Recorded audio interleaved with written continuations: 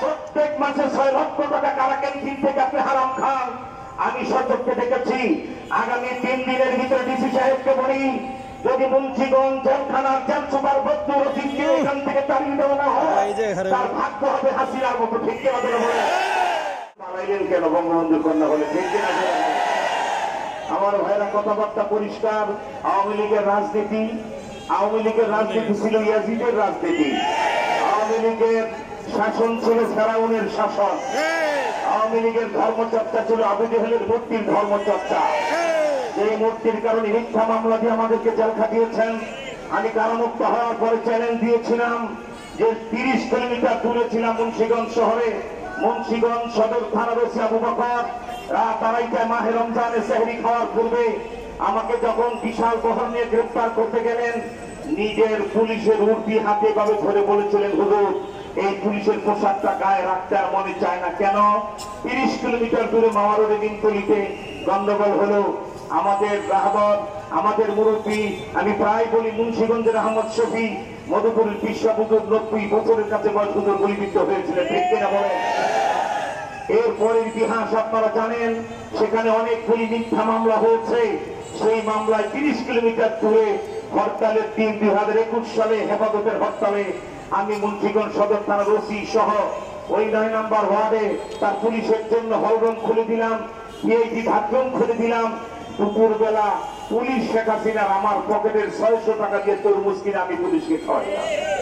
এটা ভদ্রতা। কারো বাড়ির সামনে কেউ গেলে তার মেহমানদারি করতে হয়। ঠিক কিনা বলেন? ওটাই ওসি সাহেব বলেছেন, হুজুর সারাদিন আপনি এখানে ছিলেন, 30 কিলোমিটার দূরে একটা ঘটনা ঘটলো, সেই মামলায় আপনাকে গ্রেফতার করতে হবে। মুখ আল্লাহকে কিভাবে দেখাবো? তাই তো প্রধানমন্ত্রীকে মুক্ত হওয়ার পরে যা থেকে বের হয়ে বলেছিলাম, আমার মামলা যদি প্রমাণ করতে পারেন, আপনি পদ্মা সেতু করেছেন, কিন্তু পদ্মা সেতুর গোড়ায় এই পদ্মার পারে 1 ইঞ্চি জায়গা আপনার নাই। আমরাও শিল্পপতি কোটিপতি না, মুন্সিগঞ্জের মানুষ হওয়াতে পৈতৃক সম্পত্তি পদ্মার পারে 1 প্লটে আমার 186% 6 বিঘা আছে। আপনার বোন রেহানাকে দেবো 1 বিঘা, আপনাকে দেবো 1 বিঘা। বাড়ি করে সিঙ্গাপুরের মতো থাকবেন, শুধু আমার মামলা প্রমাণ করে দেয়। সেটা প্রমাণ না করে আপনি পালিয়ে চলে গেলেন। আরেকটি বিষয় আপনাদের সামনে বলে, আমাদের যার বক্তব্য শোনার জন্য পথসভা আজকে জনসভায় পরিণত হয়েছে, তার বক্তব্য আপনারা শুনবেন। মুন্সিগঞ্জের ডিসি পালিয়েছেন, এসপি চলে গেছেন, মুন্সিগঞ্জ সদর থানায় ওসি গেছেন, কিন্তু মুন্সিগঞ্জ জেলখানার জেল সুপার বিশ্বব্যাপী আওয়ামীকে তালাও বদরুল রশিদে খোলা কেন মুন্সিগঞ্জে?